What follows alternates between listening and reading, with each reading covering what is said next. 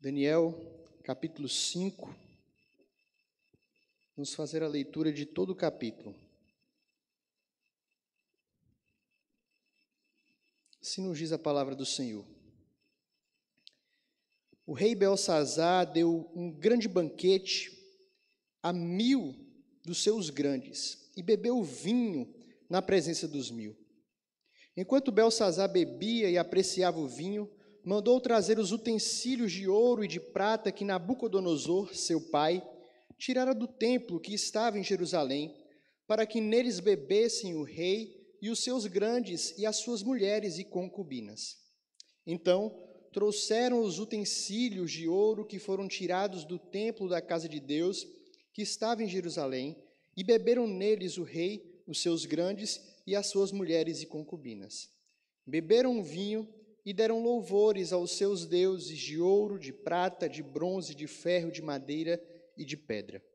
No mesmo instante, apareceram os dedos de mão de homem e escreviam defronte do candeeiro na caidura da parede do palácio real. E o rei viu os dedos que estavam escrevendo. Então se mudou o semblante do rei e os seus pensamentos o turbaram. As juntas dos seus lombos se relaxaram e os seus joelhos batiam um no outro. O rei ordenou em alta voz que se introduzissem os encantadores, os caldeus e os feiticeiros. Falou o rei e disse aos sábios da Babilônia: qualquer que ler esta escritura e me declarar a sua interpretação será vestido de púrpura, trará uma cadeia de ouro ao pescoço e será o terceiro no meu reino.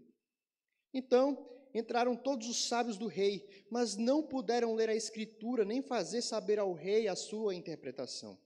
Com isto se perturbou muito o rei Belsazar, e mudou-se-lhe o semblante, e os seus grandes estavam sobressaltados. A rainha-mãe, por causa do que havia acontecido ao rei e aos seus grandes, entrou na casa do banquete e disse: ó rei, vive eternamente. Não te turbem os teus pensamentos, nem se mude o teu semblante. Há no teu reino um homem que tem o espírito dos deuses santos. Nos dias do teu pai se achou nele luz, inteligência e sabedoria como a sabedoria dos deuses. Teu pai, o rei Nabucodonosor, sim, o teu pai, ó rei, o constituiu chefe dos magos, dos encantadores, dos caldeus e dos feiticeiros, porquanto espírito excelente, conhecimento e inteligência, interpretação de sonhos, declaração de enigmas e solução de casos difíceis se acharam neste Daniel, a quem o rei pusera o nome de Beltesazar. Chame-se, pois, a Daniel, e ele te dará a interpretação. Então Daniel foi introduzido à presença do rei. Falou o rei e disse a Daniel: és tu aquele Daniel dos cativos de Judá, que o rei, meu pai, trouxe de Judá? Tenho ouvido dizer a teu respeito que o Espírito dos deuses está em ti, e que em ti se acham luz, inteligência e excelente sabedoria. Acabam de ser introduzidos à minha presença os sábios e os encantadores para lerem essa escritura e me fazerem saber a sua interpretação, mas não puderam dar interpretação dessas palavras. Eu, porém, tenho ouvido dizer de ti que podes dar interpretações e solucionar casos difíceis. Agora, se puderes ler essa escritura e fazer-me saber a sua interpretação, será vestido de púrpura, terás cadeia de ouro no pescoço e serás o terceiro no meu reino. Então respondeu Daniel e disse na presença do rei: os teus presentes fiquem contigo, e dá os teus prêmios a outro. Todavia, lerei ao rei a escritura e lhe farei saber a interpretação. Ó rei, Deus o Altíssimo deu a Nabucodonosor teu pai o reino e grandeza, glória e majestade. Por causa da grandeza que lhe deu, povos, nações e homens de todas as línguas tremiam e temiam diante dele.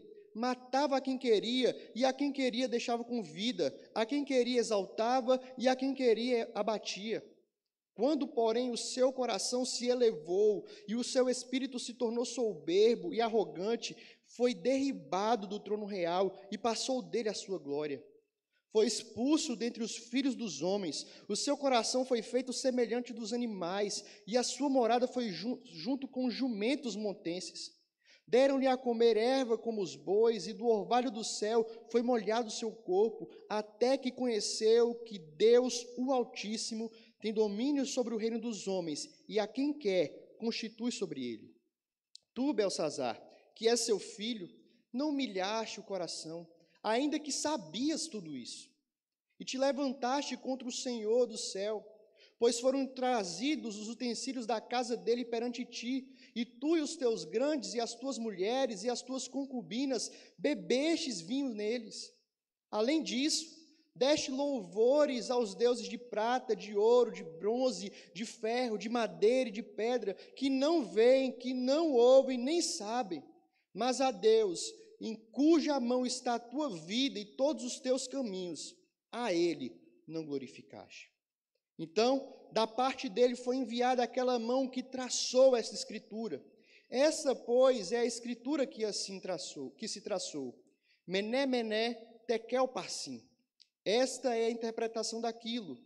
Mené, contou Deus o teu reino e deu cabo dele. Tekel, pesado foste na balança e achado em falta. Pérez, dividido foi o teu reino e dado aos medos e aos persas. Então mandou Belsazar que vestissem Daniel de púrpura e lhe pusessem cadeia de ouro ao pescoço e proclamassem que passaria a ser o terceiro no governo do seu reino. Naquela mesma noite foi morto Belsazar, rei dos caldeus. E Dário, o Medo, com cerca de 62 anos, se apoderou do reino.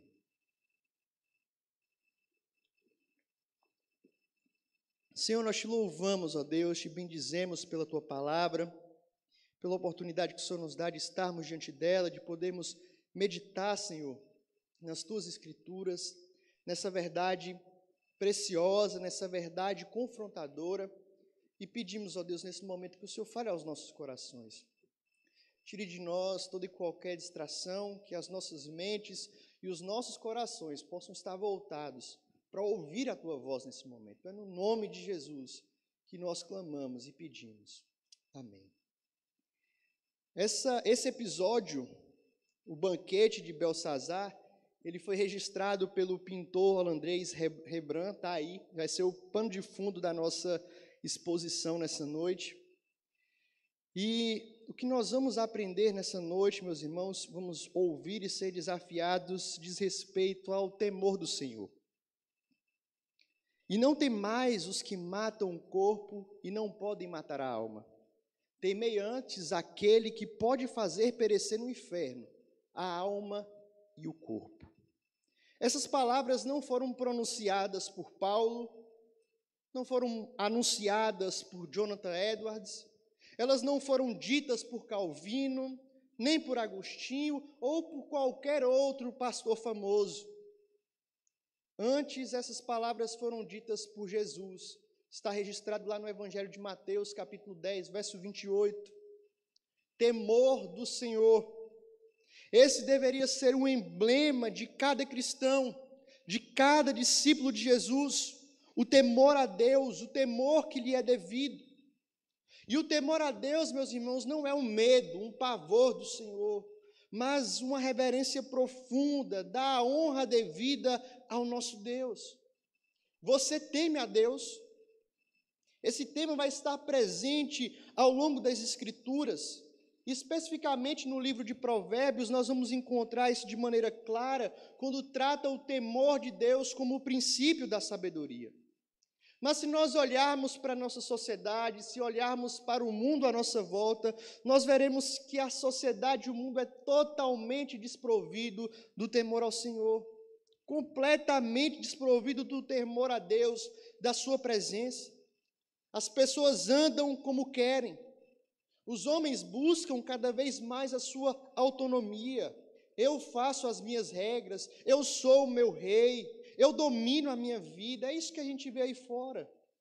Infelizmente, percebemos que muitas vezes esses pensamentos fazem parte de muitos que estão dentro da igreja.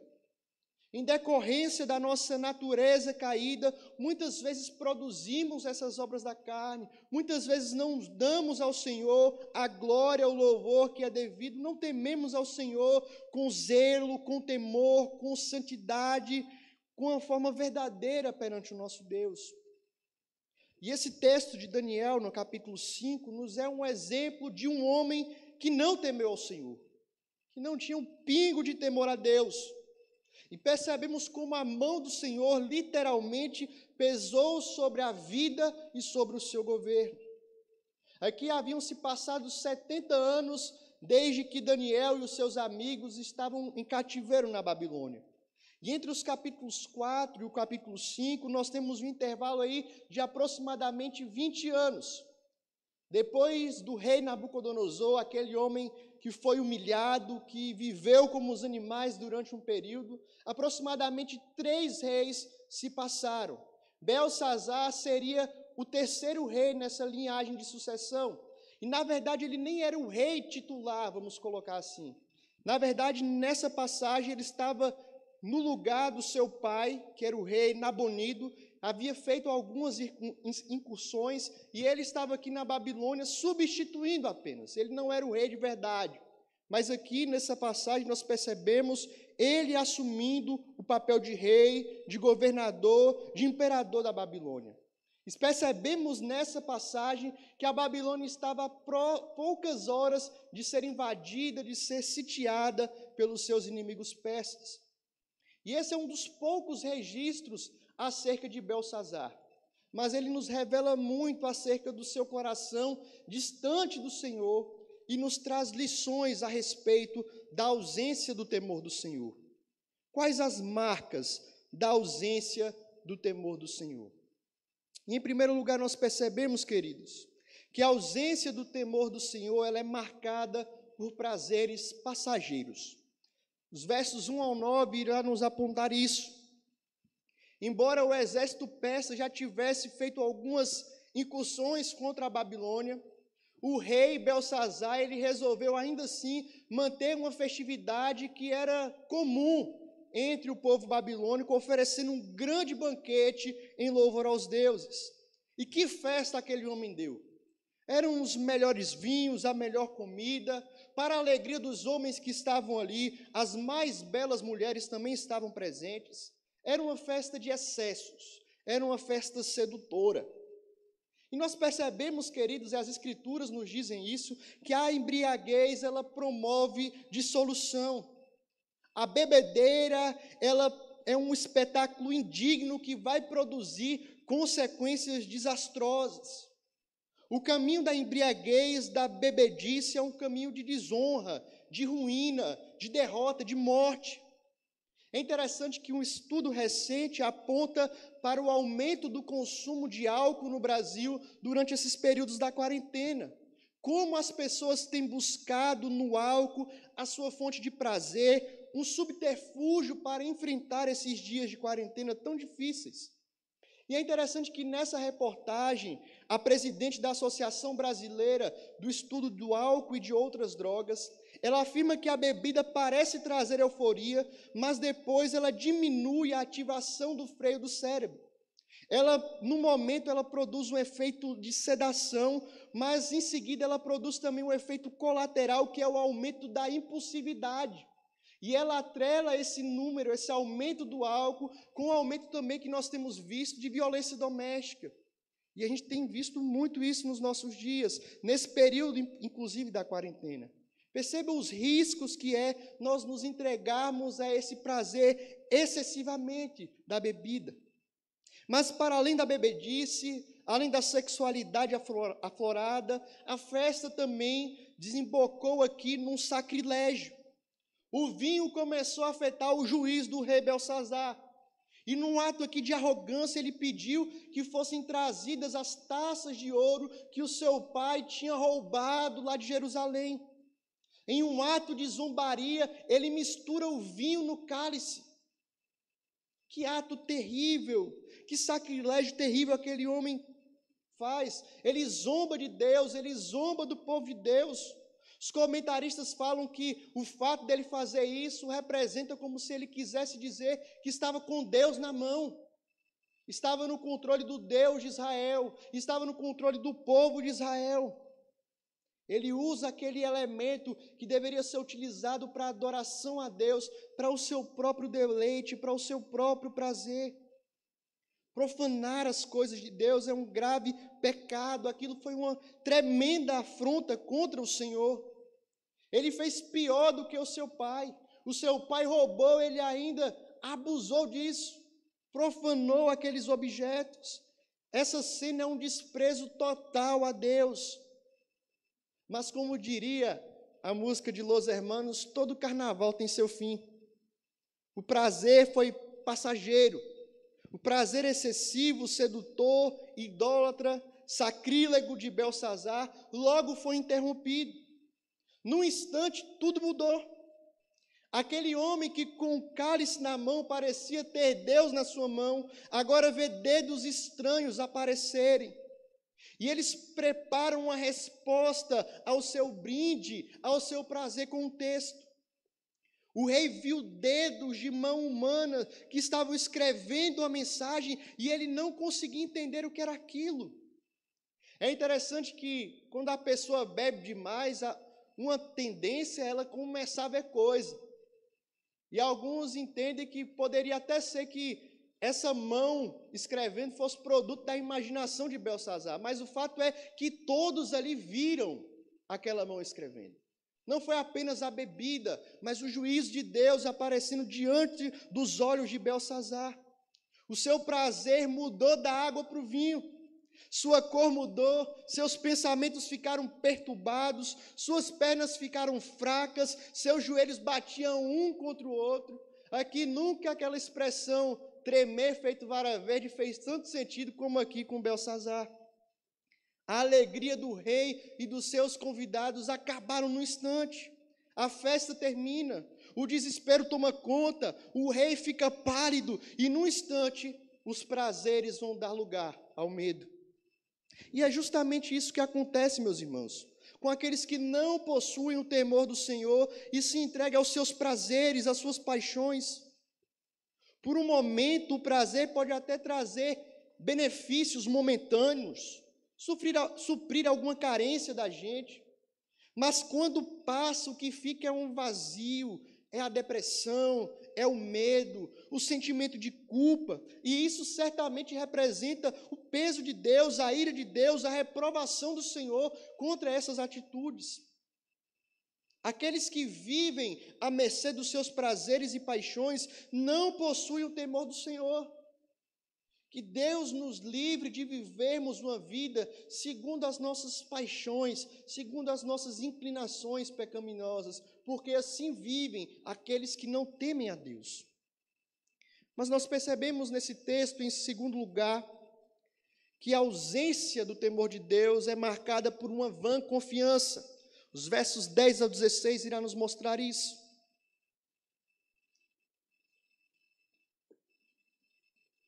O rei ficou desesperado. Quando aquela mão apareceu e escreveu, não sabia o que significava aquilo. Ele então declarou que os seus sábios, que os encantadores, que os feiticeiros viessem para tentar interpretar o que era aquilo.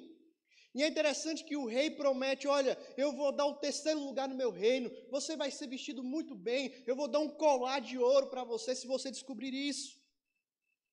Apesar desse incentivo que o rei dá, aqueles homens não conseguem interpretar, e o rei começa a ficar mais ainda preocupado. A cena seguinte começa com a rainha mãe entrando no salão do banquete para apresentar Daniel e narrar o que Daniel havia feito no passado. É provável que essa rainha mãe fosse a avó de Belsazar. Ela anima ele falando, olha, existe um homem muito inteligente que na época do seu pai, Nabucodonosor, ele resolveu coisas muito difíceis, chama esse homem, ele pode te ajudar. Agora imagine Daniel entrando em cena nesse momento. Daniel não era mais o jovem que chegou na Babilônia, ele já tinha uma idade avançada.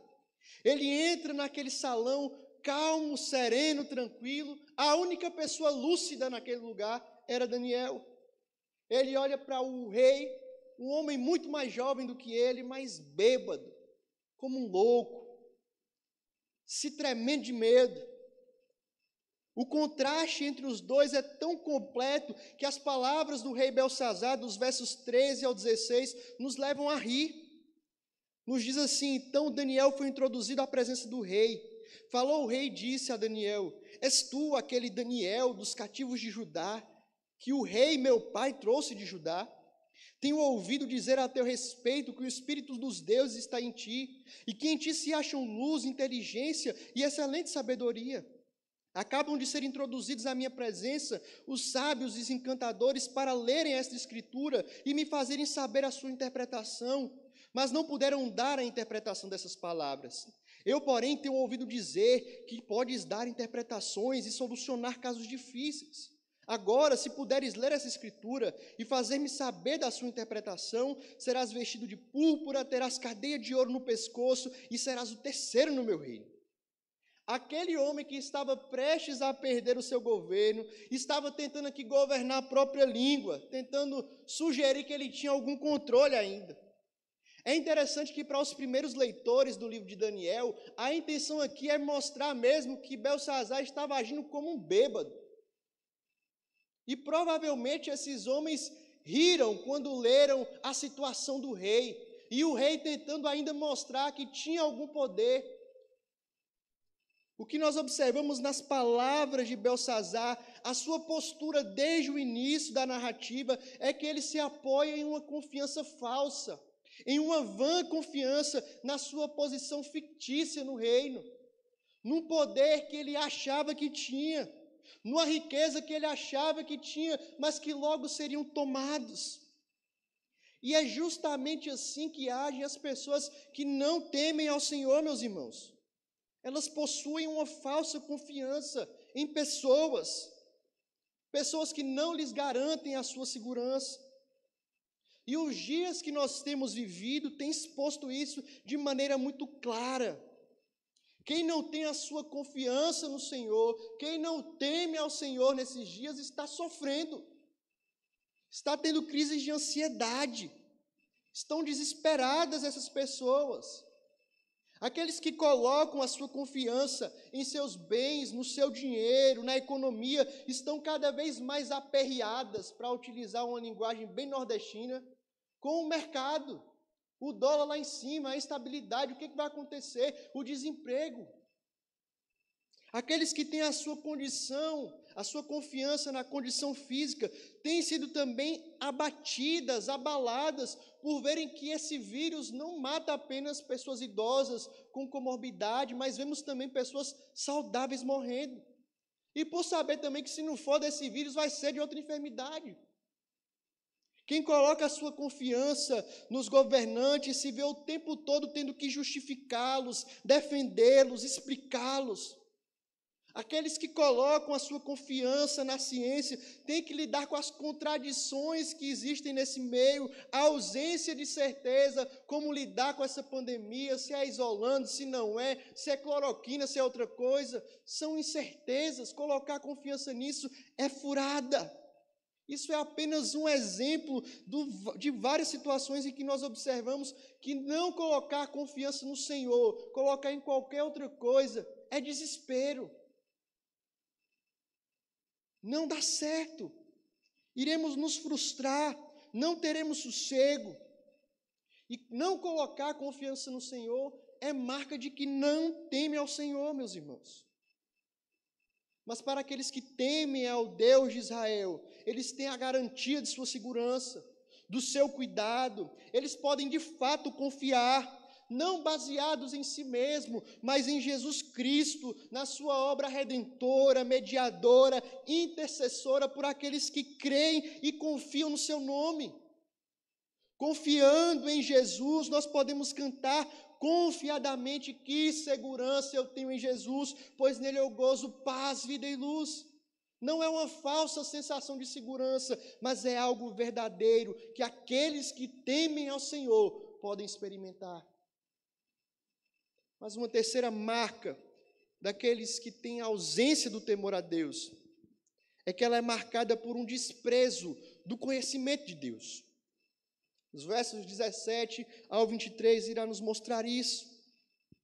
Diante dessa oferta cômica, que o rei faz para Daniel, Daniel simplesmente diz: ei, pode ficar com isso, eu não quero isso não preciso disso.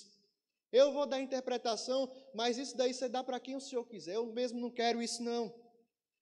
E é interessante que Daniel vai referir a Belsazar aqui como filho de Nabucodonosor. Não necessariamente ele era um filho, uma relação de pai e filho, mas aqui aponta para uma linhagem. Ele fazia parte da descendência de Nabucodonosor e aponta também para o fato de que ele sabia quem era Nabucodonosor. Ele sabia o que tinha acontecido com aquele rei, os acontecimentos passados, a forma como Deus havia agido na vida de Nabucodonosor. Belsazar sabia, ele não era inocente. Mas é interessante que ele não possui nenhuma semelhança com seu pai. Nabucodonosor foi um grande rei, ele desfrutou de grande riqueza, glória, majestade. O mundo via Nabucodonosor com assombro, ele reinava com autoridade absoluta. Mas Belsazar só estava governando aqui enquanto Nabonido, seu pai, estava fora. O governo dele logo terminaria. Daniel aqui se pronuncia confrontando Belsazar quanto às oportunidades que ele havia desprezado. Ele afirma que Belsazar não reconheceu que Deus, o Altíssimo, tem domínio sobre o reino dos homens. Ao invés disso, ele havia zombado, escarnecido de Deus, profanado o nome de Deus. Belsazar, ele perdeu a oportunidade de se humilhar diante de Deus, como havia feito Nabucodonosor. Daniel aqui expõe para o rei o que ele já sabia. Tudo que Daniel fala aqui para Belsazar, ele já sabia. Os relatos do capítulo 4, descritos aqui por Daniel, já eram de conhecimento de Belsazar.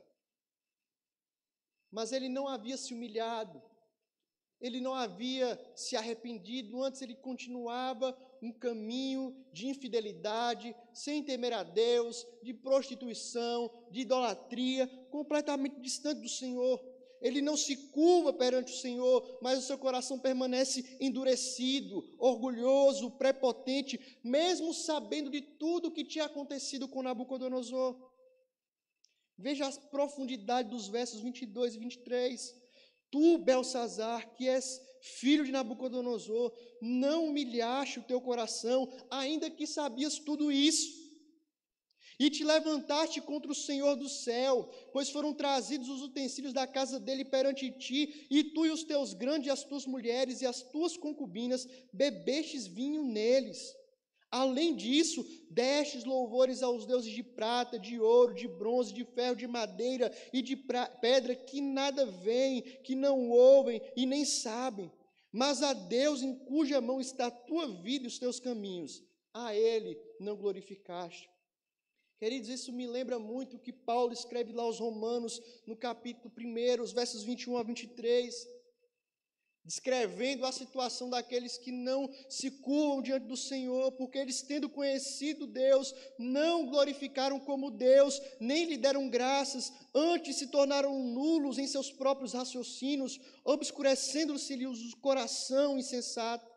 Inculcando-se por sábios, tornaram-se loucos e mudaram a glória do Deus incorruptível, em semelhança da imagem do homem corruptível, bem como de aves, quadrúpedes e répteis. Essa é uma das marcas daqueles que não temem ao Senhor. Eles já ouviram falar de Deus, conhecem a Deus, são indesculpáveis, já tiveram alguma oportunidade de ouvir a palavra, mas continuam sem glorificar a Deus. Belsazar ouviu, conheceu, mas não glorificou ao Senhor. Ele não se humilhou, mesmo sabendo de tudo isso. E isso faz parte da natureza humana. Infelizmente, muitos dos que se encontram nas igrejas vivem da mesma forma. Ouvem a palavra de Deus, conhecem a palavra, mas continuam a viver em práticas distantes da palavra de Deus. Não glorificam a Deus de fato como Ele é, com as suas vidas. São pessoas religiosas e apenas isso. Não possuem o temor verdadeiro de Deus. fazem os seus cultos, cantam as suas músicas, mas estão distantes do Senhor porque eles não temem ao Senhor. E aonde não existe temor do Senhor, a presença do Senhor não está ali. Não levam Deus a sério, não possuem compromisso. Meus irmãos, que Deus tenha misericórdia de nós, que o conhecimento que nós temos de Deus e as oportunidades que o Senhor nos dá de conhecê-lo, de conhecer sua palavra, de conhecer a sua vontade, nos leve a nos dobrar diante dele, a nos humilhar em sua presença, a sermos quebrantados pela sua palavra. Que possamos viver a exortação que o nosso Senhor Jesus faz ao fim do Sermão do Monte, de fato, construir as nossas vidas com prática, praticando a sua palavra, construindo assim uma vida sólida, frutífera, fortificada na palavra de Deus. Que o temor do Senhor seja uma realidade na minha e na sua vida. Possamos aproveitar as oportunidades que Ele nos dá para vivermos uma vida de santidade, uma vida de devoção ao nosso Deus, uma vida de adoração verdadeira. Mas em quarto e último lugar, nós percebemos que a ausência do temor do Senhor, ela é marcada por juízo. Os últimos versos irão nos mostrar isso. O vinho que muitas vezes aquece o coração do homem, gelou o coração de Beltsazar. Ele estava gelado de frio, de medo. Daniel, esse profeta já idoso, ele chega com um veredito. Ele diz que o rei e o reino foram pesados por Deus e foram achados em falta. Desde os primórdios dos tempos, os pesos e medidas foram usados como símbolo de justiça, de retidão. Até hoje, os tribunais, na frente lá existe uma estátua, da Senhora Justiça, ou a deusa grega Têmis, segurando a balança da justiça de um lado e do outro ela empunhando uma espada, e muitas vezes com o olho vendado, para dar uma ideia aí de integridade, de imparcialidade. E a interpretação que Daniel apresenta aqui na inscrição é que ele usa esses símbolos da balança de peso que eram muito comuns nesse período. A mão que escreveu as palavras foi enviada pelo próprio Deus. E o que ela declara aqui é que Beltsazar e o seu reino iníquo foram pesados na balança divina. E o resultado foi, eles foram contados. Os seus atos foram contados. E eles foram achados em falta. E serão divididos. Os dias de Beltsazar estavam contados. Deus decidiu trazer o fim do seu reino. O período de seu governo havia terminado. Durante todos aqueles anos, Deus deu oportunidade a Beltsazar, mas ele se recusou, e agora o seu tempo chegou ao fim. Deus pesou cada ato da sua vida, seus pecados ocultos e conhecidos, suas desordens e bebedeiras, sua rejeição às coisas santas, inclusive as suas profanações, tudo isso foram pesados na balança de Deus. Seu orgulho, sua soberba, a sua falta de temor ao Senhor, tudo foi pesado, e a conclusão é, ele foi achado em falta. O rei que achava ter reprimido a Deus em sua mão, agora está caindo sobre a mão de Deus. Ele havia levado o seu coração em vez de caminhar em humildade. Agora então ele observa que o juízo de Deus chegou na sua vida. E é interessante que parece que Beltsazar não entendeu muito bem a seriedade disso. Porque o seu último ato enquanto rei foi dar a Daniel vestes, colocar um colar de ouro no seu pescoço e nomear ele como terceiro. Mas isso não serviu de nada. Alguns instantes depois, a Babilônia caiu, Beltsazar foi morto e caiu sobre o juízo do Senhor, com Dário Meda subindo ao poder. O juízo que a inscrição na parede anunciou não tardou em chegar. E é interessante que essa passagem bíblica ela é relatada, inclusive, pelo historiador antigo Heródoto. E ele diz que naquele dia, no dia fatídico em que os persas invadem a Babilônia, estava acontecendo uma grande festa. O povo que estava do lado de fora da cidade foi rendido, mas quem estava lá no centro, onde estava acontecendo aquele banquete, aquela bebedeira, todos eles foram tomados de surpresa, porque eles estavam festejando aos seus deuses. Para Beltsazar e o seu coração endurecido, o jogo chegou ao fim. O desfecho daquela noite estava escrito na parede, mas não é assim para nós hoje. Quando a cortina se fecha aqui sobre a Babilônia, ela traz para nós uma lição mostrando que eu e você, meus irmãos, precisamos andar com humildade, precisamos honrar o Senhor, precisamos temer ao Senhor. Para aqueles que não possuem o temor do Senhor, o que está reservado para o futuro, no juízo final, é o juízo de Deus. Eles serão pesados, contados e serão achados em falta, pois eles não têm o temor de Deus, não creem em Jesus Cristo, serão reprovados e um futuro de dor e lamento espera todo aquele que não teme ao Senhor. Mas para o homem que teme ao Senhor, que confia em Jesus Cristo, o nosso Senhor, o nosso justificador, o nosso Redentor, aquele dia será um dia de esperança, de glória, de redenção. Nós seremos declarados justos. Meus irmãos, que sejamos guardados do pecado de Beltsazar, que jamais vivamos de uma forma a brindar os nossos próprios deuses sem o temor do Senhor. Em vez disso, nós precisamos observar o que Daniel diz no verso 21, o Deus Altíssimo governa o reino da humanidade e constitui sobre ele a quem quer. À medida que a narrativa bíblica vai desenrolando, fica óbvio que a pessoa que Deus Pai constituiu sobre a humanidade é Jesus Cristo de Nazaré. De forma maravilhosa, Jesus bebeu o cálice da ira de Deus em favor do seu povo, daqueles que o temem, a fim de que ele pudesse oferecer um lugar junto dele para todos nós. Nós somos chamados por ele para colocar nele o nosso coração, a nossa fé. Somos chamados por Jesus a temer ao Senhor. Você já se arrependeu dos seus pecados?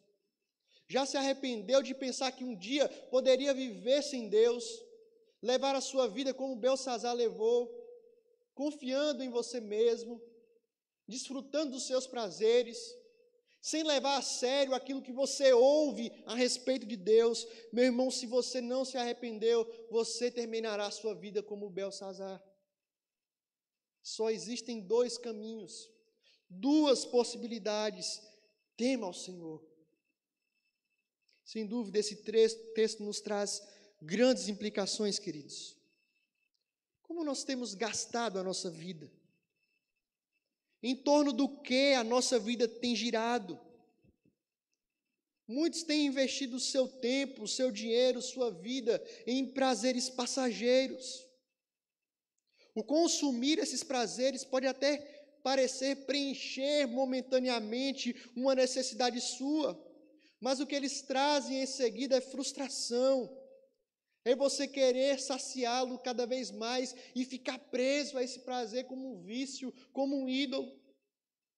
Isso acontece com a bebida. Você bebe muitas vezes como uma fuga dos seus problemas, mas depois que o efeito da bebida passa, o que vem é uma ressaca moral, que te deixa para baixo. E você só supre isso, muitas vezes, enfiando de novo a cara na bebida. Você liga o seu computador, você visita sites pornográficos, depois de um momento de êxtase, o que resta em muitos casos é a solidão, a frustração, por além de ser pecaminoso, aquilo ser uma ilusão completa. Você sente a necessidade de gastar o seu dinheiro, muitas vezes um dinheiro que você nem tem, no prazer de comprar, de mostrar uma coisa que você não é, que você não tem. O que vem depois é uma fatura estourada, dívidas e dívidas, tudo isso por conta de prazeres passageiros que passam e só trazem no final prejuízo para as nossas vidas. Queridos, que o nosso prazer esteja no Senhor, que o nosso prazer seja a sua palavra, seja a sua presença. Como diz o salmista no Salmo 128, bem-aventurado aquele que teme ao Senhor e anda nos seus caminhos, do trabalho de sua mão comerá, feliz será e tudo te irá bem. Tua esposa no interior da tua casa será como videira frutífera, teus filhos como rebentos da oliveira à roda da tua mesa. Eis como será abençoado o homem que teme ao Senhor. O homem que teme ao Senhor é feliz, é abençoado, porque essa alegria é verdadeira, não é passageira, ela é real. Tema ao Senhor, meu irmão. Onde está a sua segurança? Qual a fonte da sua segurança? De onde vem a sua força, o seu socorro? Muitos confiam no seu conhecimento, nos seus bens, na sua família, na sua própria força, em outros homens. Como é inútil colocar nossa confiança nas coisas dessa terra. Ao primeiro imprevisto, num piscar de olhos, elas se dissolvem, nos decepcionam, são abaladas. Mas o homem que teme ao Senhor, confia no Senhor de todo o coração. Os montes podem tremer, as águas podem secar, o coronavírus pode bater na porta, o desemprego pode chegar, os governos podem desmoronar, mas ele segue firme, porque a sua confiança, a sua esperança, os seus olhos permanecem naquele que está para todo sempre. Que o Senhor nos ajude a confiar nele, mesmo quando a confiança em nós falhar. Que Ele nos ajude a mantermos os nossos olhos fixos nele, mesmo quando tudo estiver desmoronando. Que as promessas reais e infalíveis do Senhor sejam o nosso alento nesses dias. Confie no Senhor, meu irmão. O que você tem feito com as oportunidades que Deus tem te dado? O que você tem feito com o conhecimento adquirido da palavra? Quantos de nós crescemos na igreja? Ouvimos tanto a respeito de Deus, do que Ele fez, do que Ele é. Quantos de nós tivemos o privilégio de crescer no lar cristão, ver o testemunho dos nossos pais? Quantos de nós podemos contemplar ao longo da nossa caminhada testemunhos maravilhosos de pessoas que foram completamente transformadas pelo Evangelho? Mas o que isso gera em nós? Meus irmãos, que no grande dia não sejamos encontrados como Belsazar, que ouviu, conheceu o que Deus havia feito, mas continuou soberbo, não se humilhou, não se rendeu ao Senhor. Que o nosso conhecimento, as nossas experiências na igreja, as oportunidades que Deus nos dá, possam produzir em nós transformação de vida. Mas é óbvio que isso não depende de nós. Até porque, se dependesse, certamente nós tomaríamos o caminho de Belsazar. Por isso, meu irmão, peça ao Espírito Santo que Ele transforme o seu coração. Peça que Ele te convença do seu pecado, que Ele ajude você a mudar de vida, a abandonar os seus pecados. Hoje você teve mais uma oportunidade dada por Deus, que hoje possa ser esse dia de quebrantamento, de conversão, de rendição ao Senhor. Tema ao Senhor, o seu Deus. Caso contrário, meu irmão, o que está reservado para aqueles que não temem ao Senhor, que não se humilham perante o Senhor, é o seu justo juízo. Não haverá escapatória. Chegará um dia em que as nossas oportunidades cessarão. Elas serão pesadas, contadas, e a sentença será proclamada: você é culpado. Mas para aquele que se rende, para aquele que se humilha, para aquele que teme ao Senhor, que crê em Jesus Cristo como seu único e suficiente Salvador, o peso da sua balança será perfeitamente quitado, o pecado não terá mais vez, ele será eliminado, você será declarado justo, porque o sangue de Jesus Cristo de Nazaré te proclamou justo, livre de toda condenação, e não apenas isso, você estará apto para participar da mesa que Ele mesmo tem preparado para todos os que temem ao Senhor, para todos os que confiam no Senhor. Você tem temido mais a Deus ou mais aos homens? temor dos homens aqui não é simplesmente um temor do mal que os homens podem gerar, mas quando você se preocupa demais com o que os outros estão pensando de você, de forma que você procura agradar muito mais os homens, procura desagradar muito menos os homens do que a Deus. Quem você tem temido mais, a Deus ou aos homens? Meus irmãos, que o temor do Senhor esteja presente em nossos corações, que possamos ser homens e mulheres tementes a Deus, que possamos ser uma igreja temente ao Senhor, que de fato possamos honrar a Deus com as nossas vidas. Temer a Deus não apenas de palavras, mas com as nossas vidas, com as nossas ações, que os nossos cultos, nossas atividades possam ser permeadas de uma santa reverência ao nome santo do nosso Deus, que possamos glorificar o nome do Senhor, pois somente Ele é digno de toda honra e toda glória. Eu gostaria de encerrar lendo esse texto que está sendo projetado, dito pelo profeta Isaías no capítulo 33, versos 5 e 6. O Senhor é sublime, pois habita nas alturas, e encheu a Sião de direito e de justiça. Haverá, ó Sião, estabilidade nos teus templos, abundância de salvação, sabedoria e conhecimento. O temor do Senhor será o teu tesouro. O santo temor a Deus é o segredo para conhecê-lo, para experimentar salvação, para experimentar da presença de Deus. Queridos, que possamos buscar ser tementes ao Senhor.